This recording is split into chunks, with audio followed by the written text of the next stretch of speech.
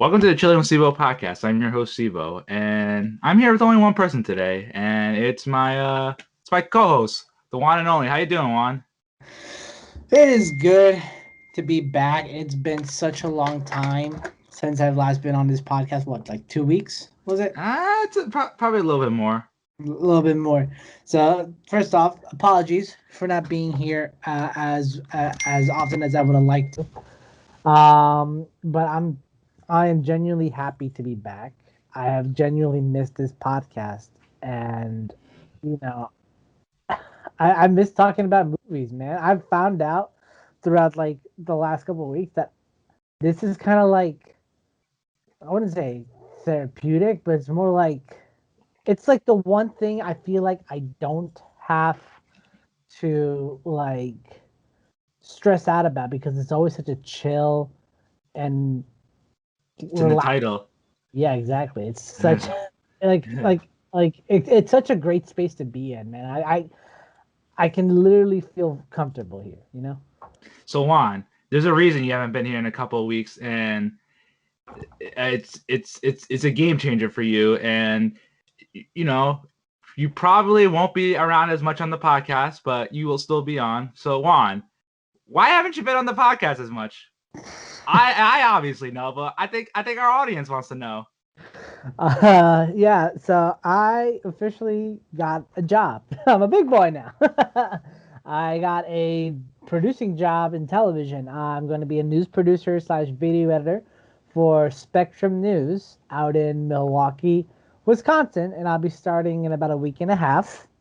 And the reason I haven't been on as much is because I've been looking for, setting everything up from insurance to landing a car to finding an apartment, and everything's set up, and it's getting ready to rev, my man. So you're gonna be a producer on Spectrum News in Milwaukee, Wisconsin. Yes, I am. So what does the job entail? Like what is being asked of you? Basically, what my position starts off of is I'm gonna be editing videos together for packages. I'm going to be looking for stories and writing up scripts. I'm going to be interacting with reporters and sending them out to specific locations for stories. And I'm going to coordinate I'm going to coordinate certain broadcasts, either the 6 o'clock news, the 11 o'clock, or the 5 o'clock. And they're going to train me first through their systems and their methods of doing news, and then I get to do my own shows. So That is awesome. yeah. That's incredible. Like you're doing so much. Like you have so much to be responsible for. Like this is what you studied, journalism, and then to get a job doing exactly that, but for a station like this, pretty cool. I'd say. Congratulations, man. I can speak for our partners in this podcast and for our viewers or listeners. Congratulations, and I'm happy for you. And the podcast is not going away, guys.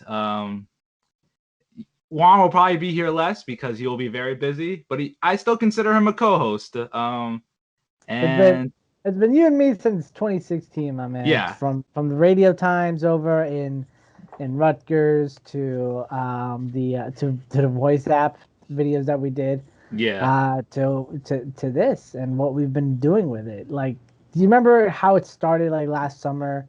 You know what we wanted to accomplish with this, and You now look no, at you're the one who pushed me. You called me up one day. We were just catching up, and you're like, "Yo, bring back the podcast, man." And I'm like, "All right." it. and and and then we, um and then we just came up to talk about a movie to watch. We watch one movie a week, and then that kind of just it kind of snowballs into other topics of the podcast each and every week. And yeah, and so yeah, congratulations, Juan. I'm very happy for you. And yeah, once the travel restrictions get looser and New Jersey doesn't require me to take a 2-week quarantine for when I travel to places like Wisconsin, I'm gonna be visiting you so we can go to go to see the Midwest stuff. See some Chicago, see some Milwaukee, get some deep dish, Maybe try out some cheese, you know. I'm more than welcome you there, man. Like honestly, and especially because like I'm so close to the Buck Stadium where I'll be working Ooh, and wow. living, and so whenever you come out during basketball season, we'll be able to catch the Greek Freak dunking on some fools on going on up there. So So are you gonna be covering like the Milwaukee sports scene, like the Packers, Bucks, Brewers? I asked if I could be part of the sports, if I can help in sports with what they're doing over there. They said, yeah, just like we'll talk more about it once you get here and you get started before we add in any more additional responsibility. Yeah. I do know that they told me that I could have the opportunity to work for their Packers centric segment, Ooh. which is a Green Bay Packers bi-weekly show where they break down the team and everything they do, and it features one potential Hall of Fame safety and Leroy Butler and a former running back for the team, and they just kind of like talk football and stuff for the most part. So that's what I really want to be a part of. Wait, so Leroy Butler works for Spectrum? He comes on as a guest for Spectrum like every week or two.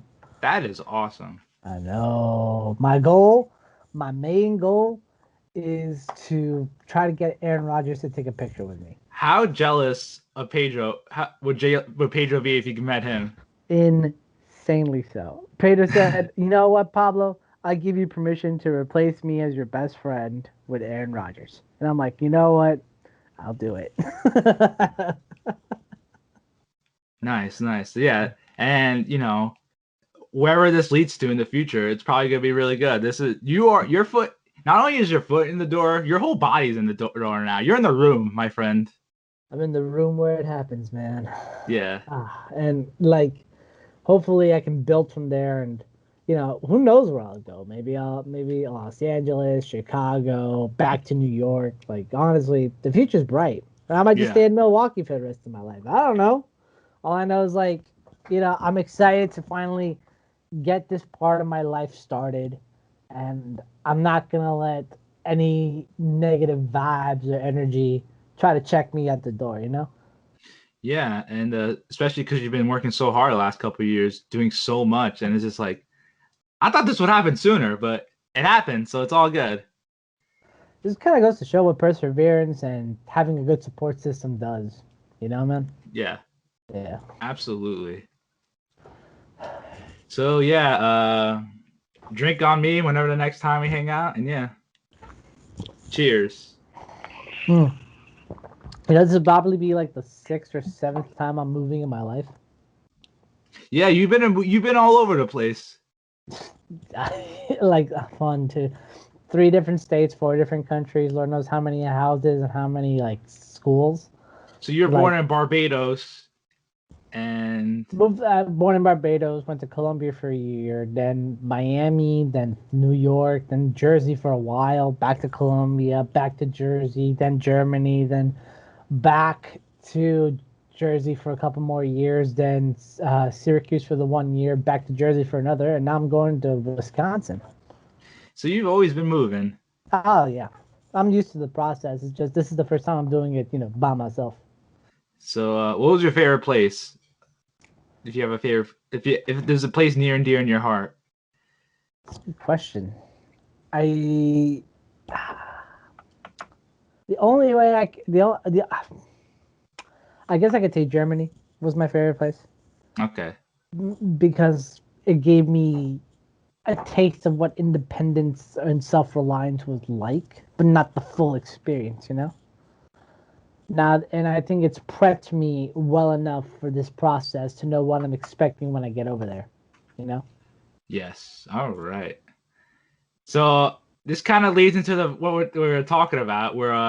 Because you can say you're kind of a nomad. Yeah. I think I'd be diet nomad with regards to the lifestyle in which we're about to break down with the movies that we have for this week. But yeah, I'd say I'm a little bit of a nomad. You're a little bit like Francis McDormand. I'm like I'm like a I'm like Fern. I'm like Fern. Yes. So the movie we saw this week was Nomadland, and it's a big competitor for award season this year. It just won Best Movie at the Golden Globes and Best Director. And so I guess I'm gonna ask. Well, first I'll just break this down. That this movie is about a woman who lives out of her truck and travels throughout the American West, and she lost everything in the 2008 economic recession when she lived in a town called Empire, Nevada, and they dug up like gypsum, right? That mineral. Yeah. And sheetrock. They dug up sheetrock. Yeah, and that recession affected that town so badly that everyone got out, and the whole entire zip code was discontinued. Can you believe that? Like, how does that happen? Like, apparently, like, so the movie's based on a true story, and that it's something that actually happened. Yeah. You know, a reporter wrote it in 2017, and then it was brought to life for this year. I just can't believe something like that could actually happen. You literally just wiped out a bunch of homes and a bunch of businesses like that just because the main enterprise that was holding it together shut down. Yeah. So I guess so Juan, what did you think of Nomadland? No, for me, so we always try to go for a change of pace when it comes to movies in this podcast, right? We always try to go for a different genre on every week, and try to cleanse the palate every once in a while, Yeah. For me, this movie it's a movie without a plot, if that makes any sense. Yeah. It's a fly on the wall movie. Exactly. Yeah. There's no driving force. There's no objective. There's no goal to meet. It's a story about survival. It's a story about the human condition, and it's a story about trying to balance independence versus reliance. Yeah. And I read somewhere that like this, what they did with this movie is, the only like true actor in the entire movie was Frances McDermott, and the guy who plays her quote unquote love interest. Yeah. They're the only like two real actors. Everyone else is either a nomad or like a social media person that lives the nomad lifestyle. Yeah, there's one famous one. Her name was Swanky. Yeah. Yeah. And I don't know if spoiler alert for anyone watching, I don't know if she actually died or not in the movie, but like, just seeing kind of like the lifestyle that they live and why they live it and how they take their approach to it, it really makes you think. Yes, absolutely. This is like, like for a movie that with no plot, it really makes you think about how the American system is set up. Sometimes for those to succeed and others to fail, Mm-hmm. and how it screws people over royally, Mm-hmm. So the main point of the movie was that Frances McDermott was this woman who lost her husband to a terrible disease, had to sell her home, is living in a van, and is on the move from job to job in order to survive. And and she goes from Amazon packaging in the holidays to being a tourist worker / camp person. Yeah. Around Arizona and Nevada and Colorado. And overall, it's endearing, but it's also sad. It's nice that she's content with this lifestyle because all she wants to do is exist and be on her own and make her own person, because she's felt trapped in the life that she was before, because she was just so looking for somewhere to belong and someone to be with. And now that both of those things are gone, she's trying to forge her own path in her own community. But at the same time, she pushed away a lot of people in her life, and she pushes away a lot of people because she doesn't want to end up in that same place that she was before with her husband. Like, she doesn't want to be in another empire. Yeah. She wants to always be moving, always be interesting, always see interesting things and meet interesting people for a short amount of time, because she doesn't like consistency in staying. She likes consistency in moving. Yeah.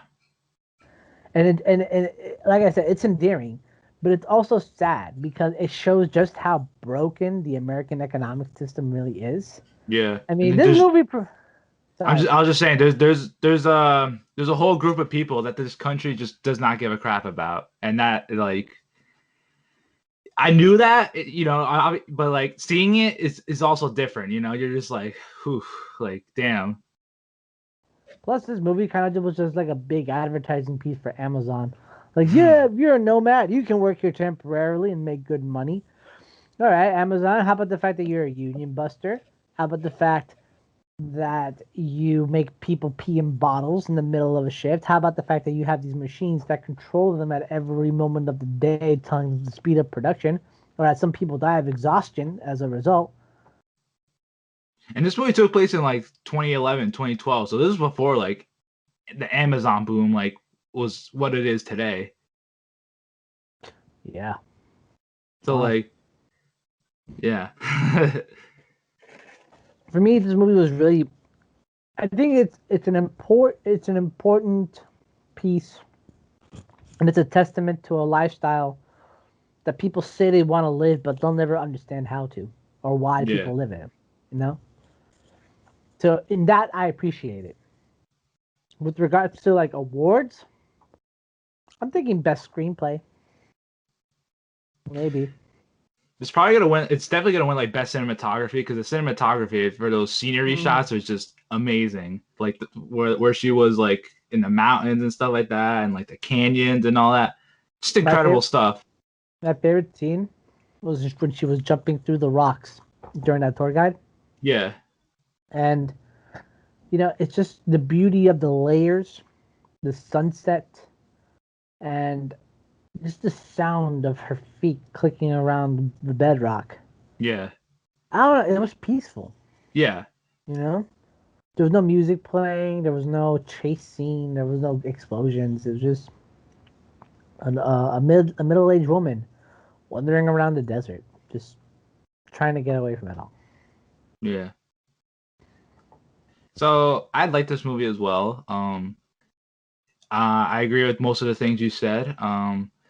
There is a like it's funny because we saw another awards contender, Judas and the Black Messiah, before that, and that movie was just like intense, full of emotions. But in this one was just like kind of somber, peaceful. It was a good contrast.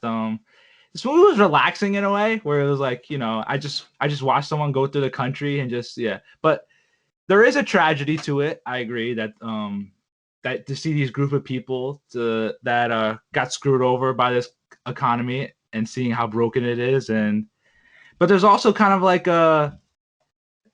what this you kind of like I'm kind of happy for them that they have their own independence, like they don't rely on anything, they're not shackled by the desires and stuff like that we have, they just live out of their van and enjoy the great outdoors and work these odd jobs and with and it's it was just kind of peaceful, but Frances McDormand, what would you say? I'm just saying, like you say that, like to live that kind of lifestyle requires a lot of sacrifice.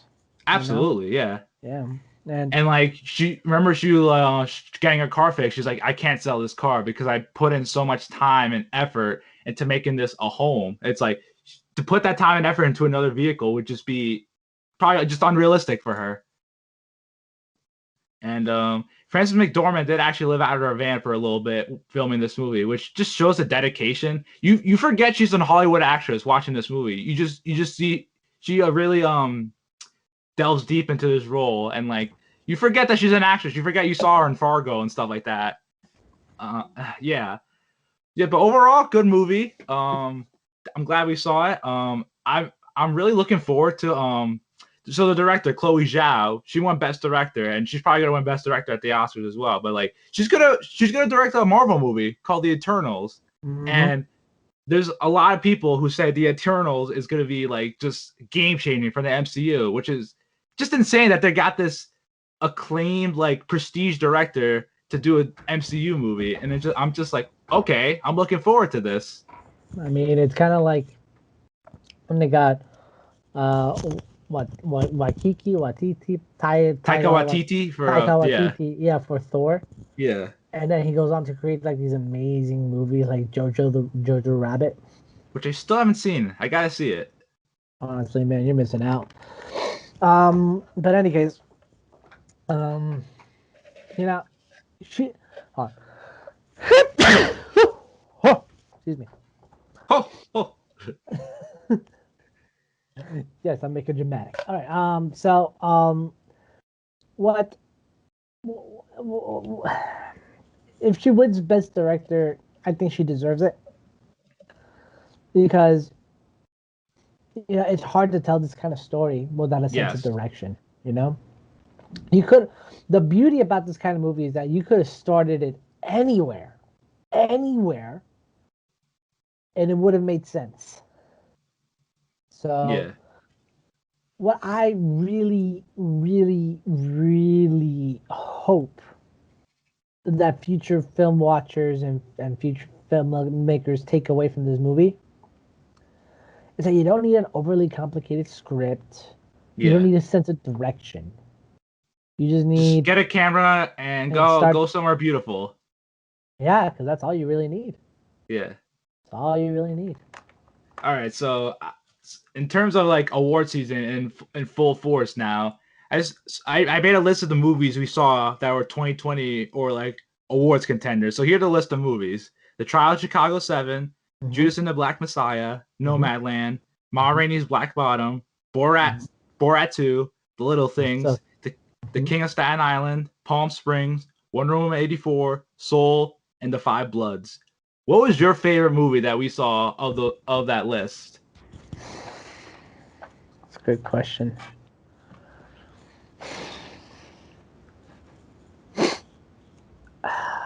Man, can you read the list out again? All right, so Trial of Chicago 7, Mm-hmm. Judas and the Black Messiah, Mm-hmm. Nomadland, Mm-hmm. Ma Rainey, Mm-hmm. Borat 2, The Little Things, The King of Staten Island, Palm Springs, Wonder Woman, Soul, and The Five Bloods. I have to go with Palm Springs. All Palm Springs right, was my favorite. Yeah. Palm Springs. And Okay, I don't say that lightly. Look, we saw a lot of good movies this year. A lot of yeah, them. we did. But the reason Palm Springs stands out to me so much, I think it's because of the actors in it in particular. They really made the movie what it was. Yeah, I know Especially, you're a big Andy Samberg guy. yeah, but like with Andy, it's about the evolution of his acting abilities, you know? Yeah, You know, for most of his run as an actor, he's been this comedy, immature, slapstick kind of guy, you know? And at times apathetic and sarcastic in certain roles, you know? yeah, But what he did here took it to a whole new level. And it really made you understand the compromise that people have to live with regards to the decisions that they have to make in life in order to feel fulfilled, you know? yeah, And and for Andy Samberg of all people to accomplish that, and for me to really be in awe of it, that says something, you know. yeah. I know for you, it had to be the Five Bloods. That was your favorite of the year. So I'm at a standstill because I really have a soft spot for The King of Staten Island. I think that's a very underrated movie that no one it came out and no one really talked about it. Um, and it kind of started this whole format too. So like I have a soft spot for it. Like I think the acting was really good, the writing was good, like, and it was just we see the growth of Pete Davidson, as Mm-hmm. this For me, this this is this like this is the movie that inspired Pete Davidson to get a lot of his tattoos lasered off. really Yeah, because he wants to get more acting roles. nice. I mean, I would give it to him with those tattoos. Like I mean, it just adds to his weirdness and like It does, but it also limits him it also limits him in his roles. He I don't want like he doesn't want to be typecasted as the druggie that's a loser who has a heart of gold. You know, Yeah. he's done that role like countless times. He wants to go for more But this is the mature. best example of that, though, I feel like. I think so. No, yeah, Yeah. this is supposed to be based on his life. You know, a lot of his life, and it's supposed to be also like a love and hate letter for Staten Island. But yeah, I really enjoyed that movie. I haven't forgotten about it, and I definitely want to rewatch it again sometime soon. But it's probably between The Five Bloods and Judas and the Black Messiah as my favorite. Because those movies just feel current to what we are living through today, and Daniel Kaluuya was incredible in the not the in Judas, and Delroy Lindo all in The Five Bloods as well. It's I but we were campaigning for Delroy to get Best Actor, but then Chadwick came along, and we're like, yeah, it's going to him after watching Ma Rainey, and Yeah, I'm glad it's going to him because he was incredible in that movie as well, and so yeah, it's between The Five Bloods and Judas. Other movies that stand out to me, Soul was really good, and Borat 2, very nice. Did you know that Maria Baklava, she's getting nominated for awards? she deserves it. It's You know, insane though. That role was just going into it, I thought this was kind of like a throwaway role, sort of. yeah. You know, one that would have ruined the movie. Opposite, she added to it. She made it her own, and she owned it. You know, Yeah. and oh god, it was amazing. It's insane that like this silly role that got taken to the maximum level with her, and she's getting nominated for that. And Sacha Baron Cohen, he's getting love for Borat 2 and Trial to Chicago 7. Like, Like, who would have thought that in a year decimated by a pandemic and a crazy election year and all this other stuff, that a movie about a fake Kazakhstan reporter and using his daughter to trying to sell his daughter to to Donald Trump would have been one of Mike the Pence. Mike Pence, excuse me, and then to Rudy Giuliani. Oh my Who god. would have thought that that movie would have been like the one that most reflected the year that it was made in? Yeah, oof. That was definitely an experience. Imagine watching that in the theater, in a crowded theater, man. Like, especially the Rudy Giuliani scene. That would have killed, man. I'll say. I'll say. No, yeah. Oh man, I was so nervous during that scene for the Rudy Giuliani scene. If he I thought didn't things were come, about to go I down. don't I think we already discussed this, but like, what if he didn't stop? Like, he just let it keep going. Like, and she would have kept going too. Like, she was dedicated. Like, Then this would have turned into a porno real so oh my quick. god, jeez. And But worse, yeah, congrats to Sasha for getting the glow up. And yeah, good movies from last year to this year, and this year and beyond will be good. After watching Nomadland, I felt as though that it was a story about how grief follows you wherever you go in life.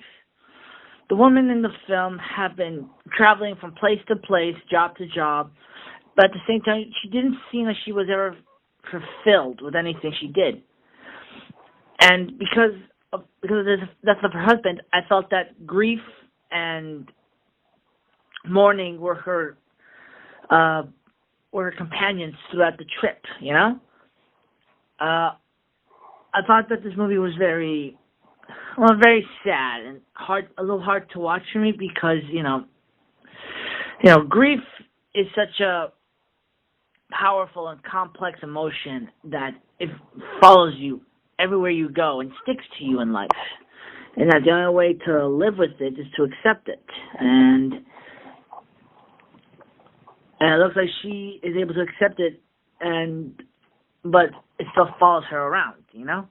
Overall, I give this movie a good maybe like a 6.5 out of 10.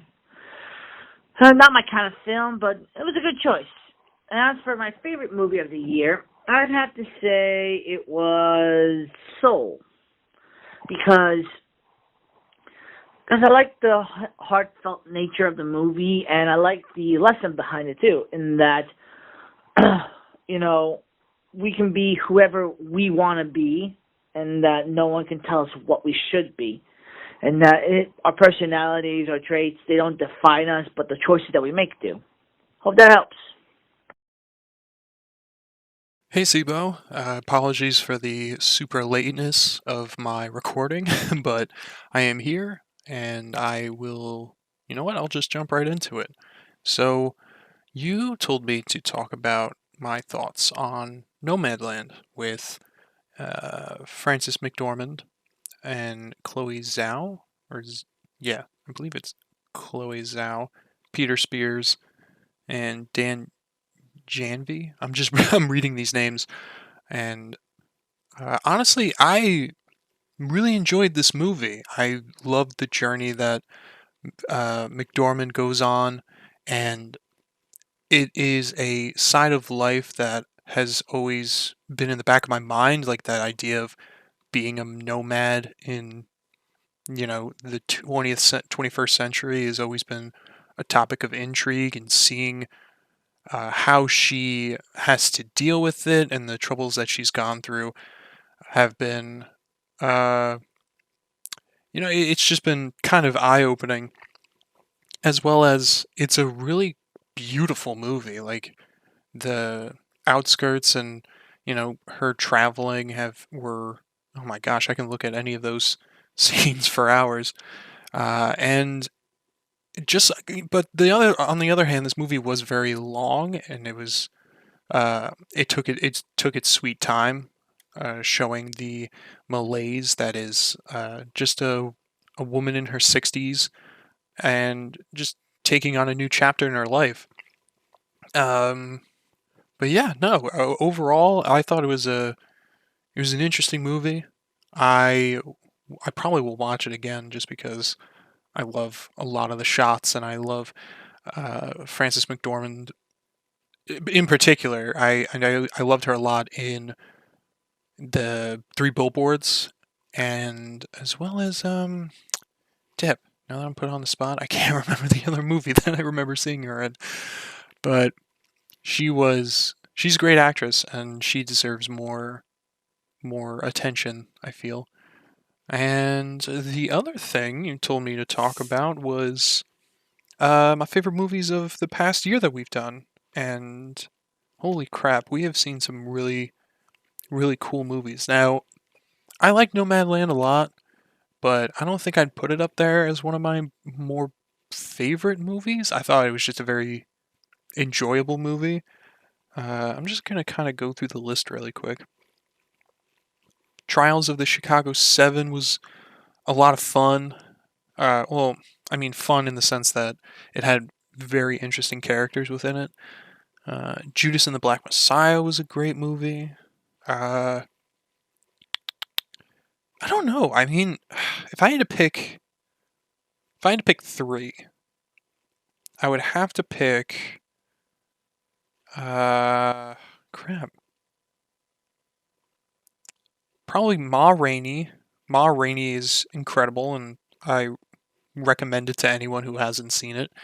And gosh, I think I watched that movie the most out of everything on this list. So Ma Rainey's is up there. Soul. Soul is definitely up there. I really enjoyed. Actually, you know what? Soul's good.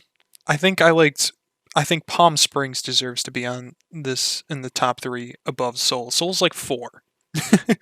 So Palm Springs I thought was hilarious. I almost called him Adam. No, Andy Samberg. I always sometimes accidentally call him Sandy Amberg.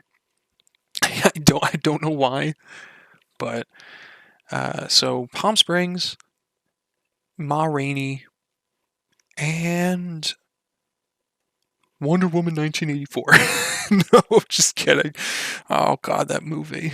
I really wanted that movie to be so much better, and it wasn't. I think I might have to go with Judas and the Black Messiah. I thought that movie was really cool. It was a nice, like, a historical drama,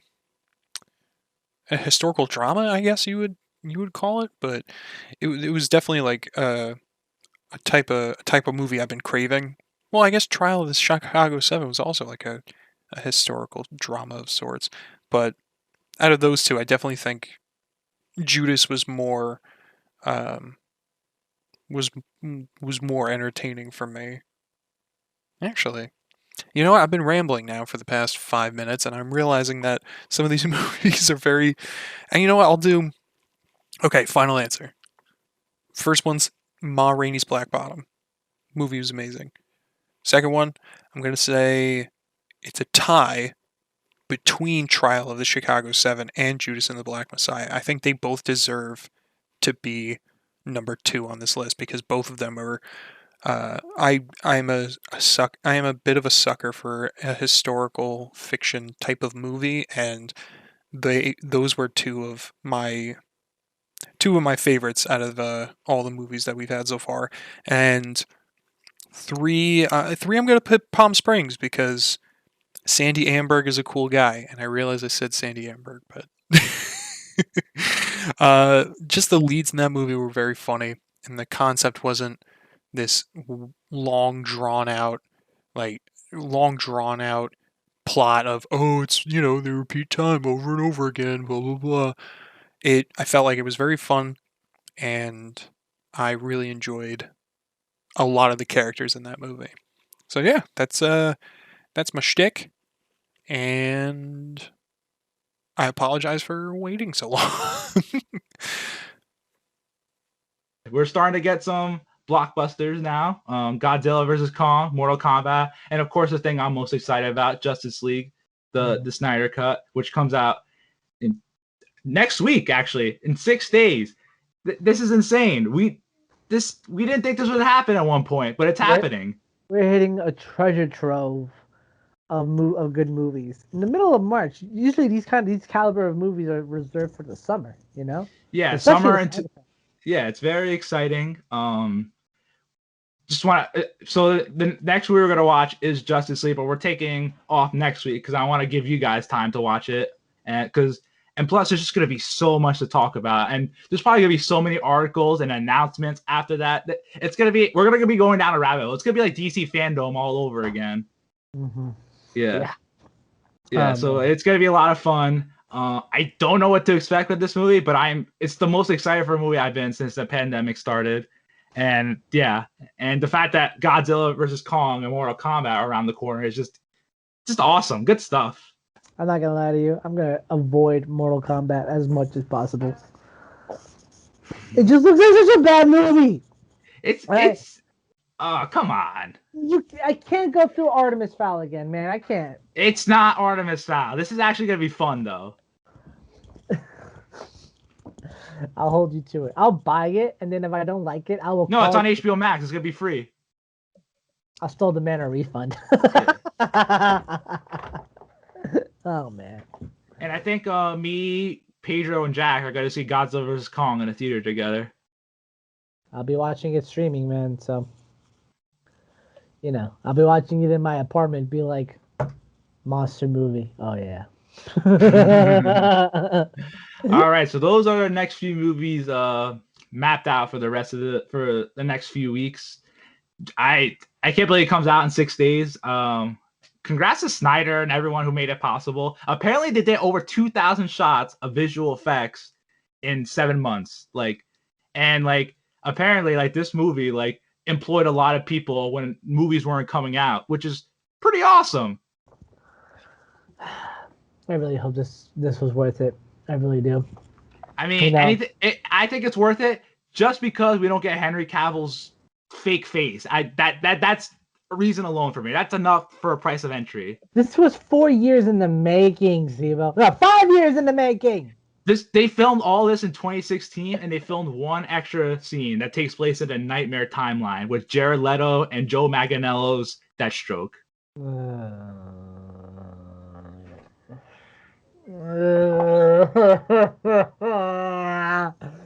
This is me being so tired of the remakes and the reboots and the cuts and the uncuts. Just give me the damn finished product already. Tell me what's good.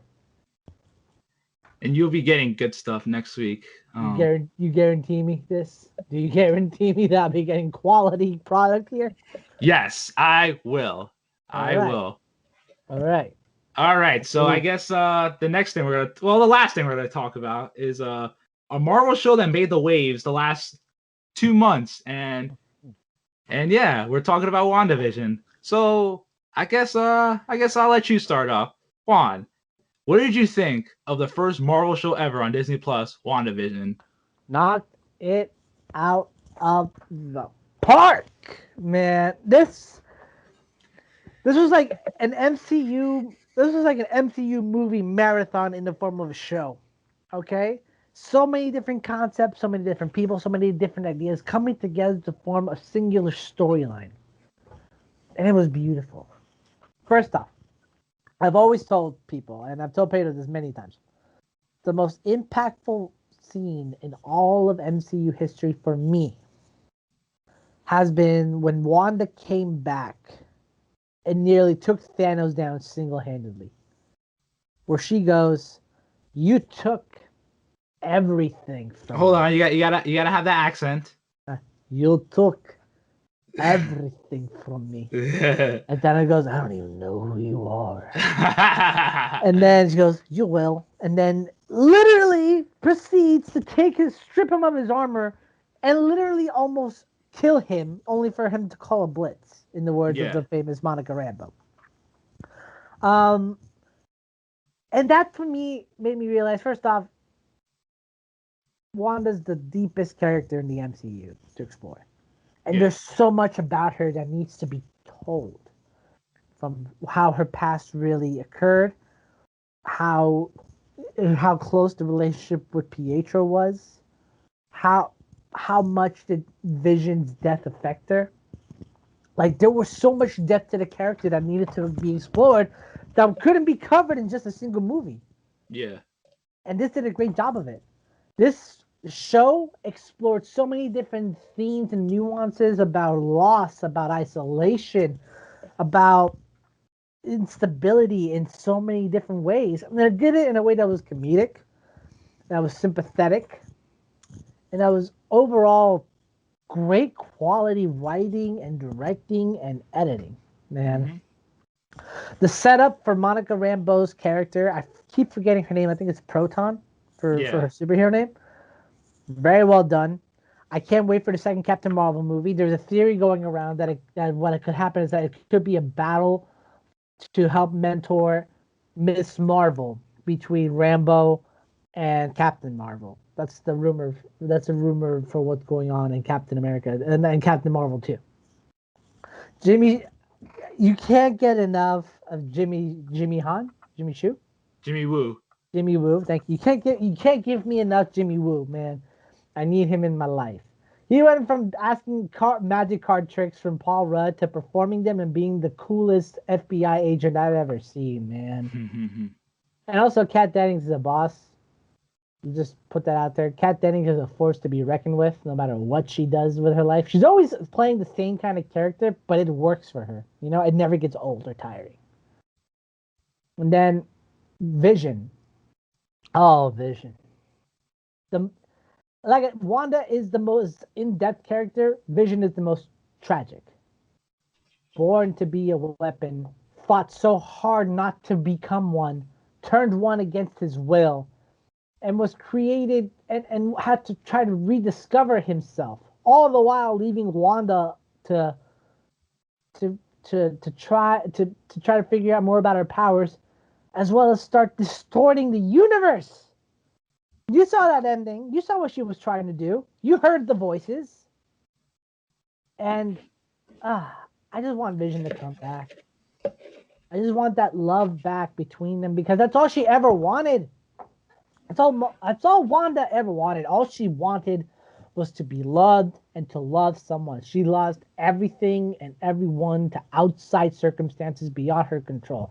She lost her parents to war. She lost Pietro to a turret controlled by Ultron. She lost Vision to first a maniacal god, and then to a guy trying to turn his body into a weapon. So there's that. She lost like that. Remember when I brought up that quote earlier? It still applies now. They took everything from her, everything, and I just want to see her get something back. And in a way, she has that thing back. She has her identity. She has her purpose. But there's still so much more to explore, and that's why I can't wait for Doctor Strange Multiverse of Madness to come out to explore that even more. Yeah, I can't wait for that movie too. So, are you yeah? Is that all your thoughts are? So, I'm a little bit mixed on this show. I liked it. All the things you said, I pretty much agree with you. In fact, when you said it, it made me like it a bit more. But there's certain stuff I wasn't too crazy about. And the controversial thing was the Pietro thing. That just showed me that was frustrating because I get what they were doing, but it was a misdirection. It was, but like, wouldn't it have been cooler if it was actually him from the X-Men movies? Yeah. Like, why did we need another troll? Gotcha. That's the third one now. Iron Man 3, the Mandarin, Jake Gyllenhaal, and Far From Home saying he's from the multiverse, but he's not. Okay, fine. The Mandarin I can understand because you know what? It was a guy working in the shadows, and he wanted a fall guy. Whatever. Fine. I'm okay with that. Mysterio is a troll, and he was someone who wanted to fool with people. This is where I draw the line. I'm okay. I'm ready to admit I got caught up in fan theories, but not in the way you think. I wasn't Mephisto or bust, Reed Richards or bust, or all this and all that. It would have been cool if it happened, but I wouldn't have been mad if that happened. But when you put that right in our faces, and then people come on and say, "Oh, you shouldn't have got caught up in fan theories," it's like, okay, but you literally baited us at that, and then you just slapped us in the face for that, and I'm just like, it was frustrating, and it's like, okay, I get it. This is exploring Wanda's character and Vision, and they're developing them. That's fine. And plus, you're gonna do all that multiverse stuff in Doctor Strange. We can wait for that. Okay, but it's like you bring someone from another universe. Well, he's not he just looks like so. Like, why did I don't get how does she know them doing that relies on our knowledge of the X-Men movies, right? And how does she know that he looks like Pietro?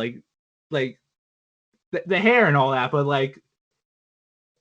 that wasn't Aaron Taylor Johnson either. I don't know. It was weird to me. I didn't like it at all. This is the fool me once, shame on you. Fool me twice. Come on. Fool you 3 times? Yeah, it was 3 times now. Look, I get it. Look, but at the same time, it was rushed. Also, Wanda's the clear villain of this show, but you know what I didn't like? It's they had to introduce Agatha and Hayward for them to be an antagonist, but it's just Wanda's the dick here. Why are you making me?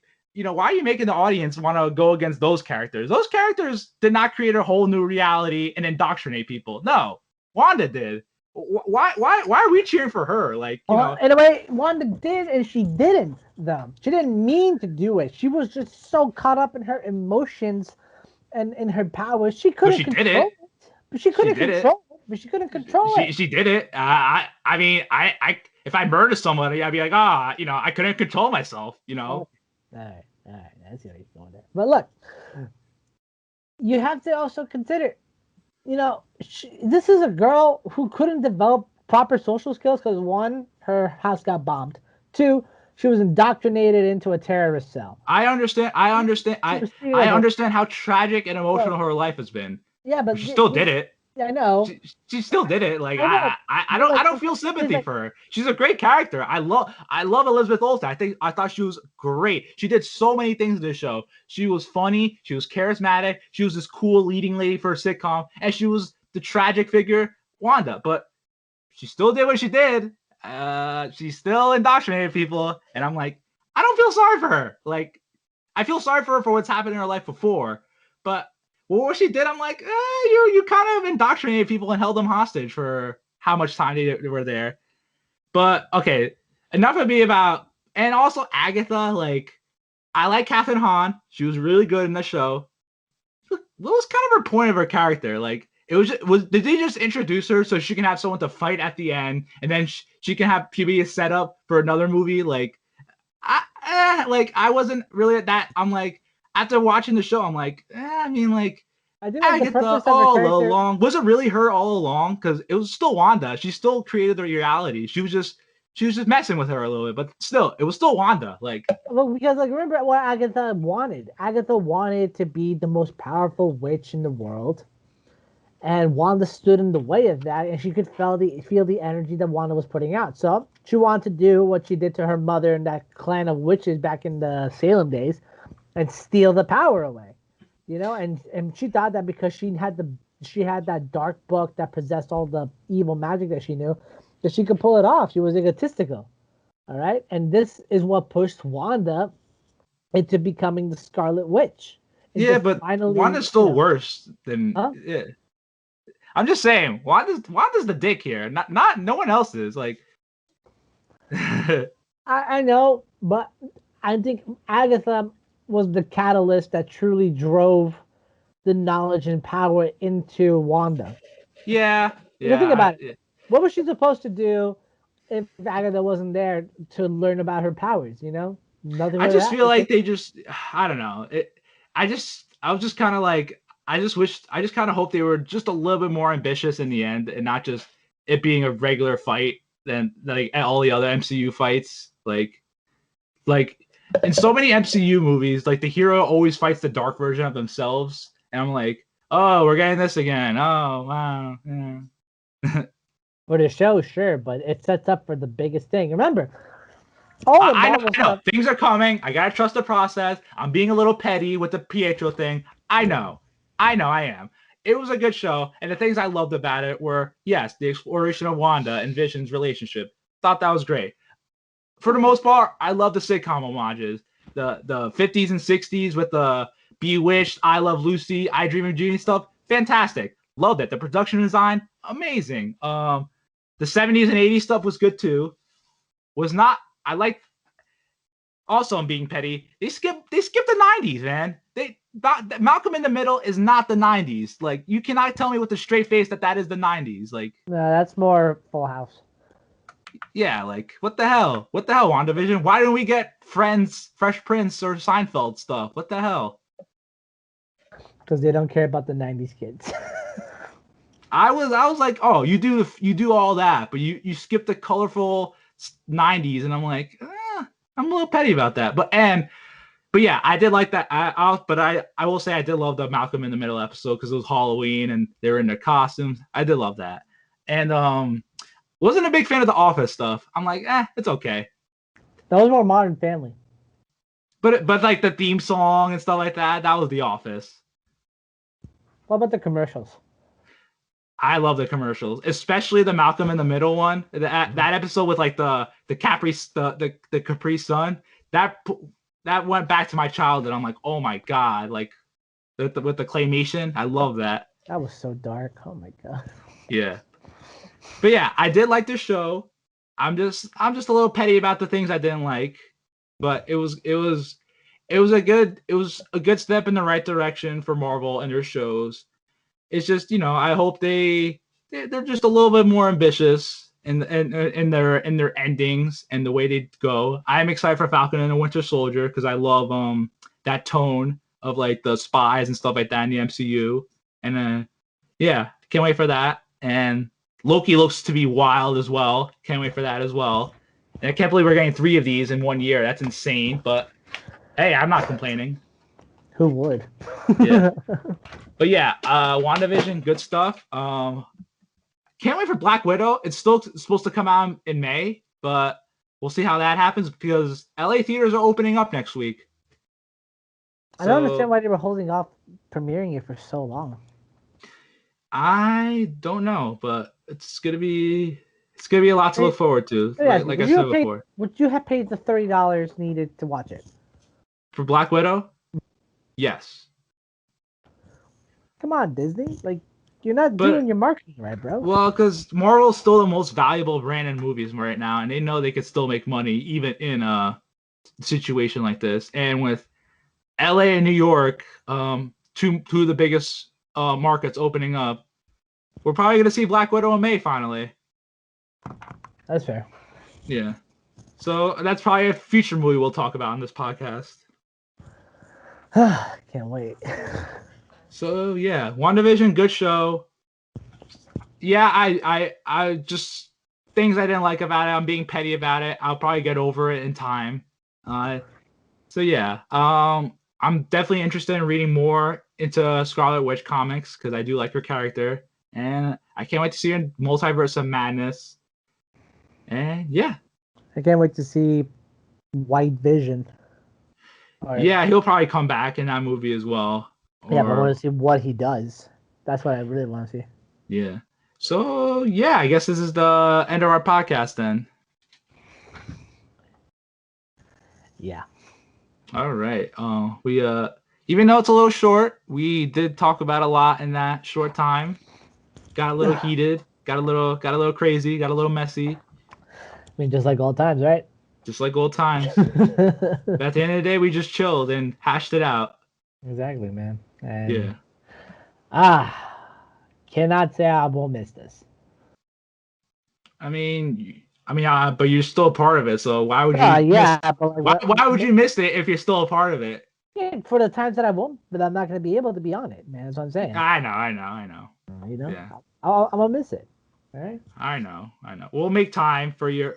I'm sure you have crazy hours. I have crazy hours. Jack has crazy hours. So yeah. Well, one day we'll all be working at CBS together. I feel it. Or the Chilling with c.bo studio. Hey, future plans? In the top floor of the Empire State Building.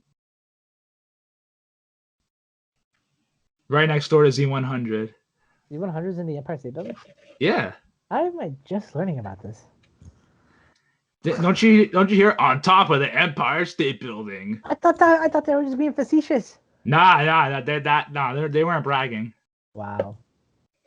That's a goal. c.bo Studios. I like the sound of that. Yeah. We'll see what happens. I definitely do want to work in New York. That's my goal. Same here, man. For me, I want to live in New Jersey but work in New York, you know? Yes. Same here. All right, man. Congratulations again to your new opportunity, and I hope to hear more of it whenever you come back and you can tell us all about it. Until then, keep watching your movies, man. I will, man. I'll be watching everything y'all are watching. All right. Guys, thank you for coming on and listening, and I hope you will be back in 2 weeks to talk about everything, the rabbit hole that will form when we watch the Snyder Cut. Oh, the Snyder Cut. Yeah, that might be a 2-hour podcast. Like, I'm gonna be too emotional. If I come on for that, I'm gonna be too emotional. We'll try to find some time so we can all 4 of us can talk about that. All right. All right, guys. Later.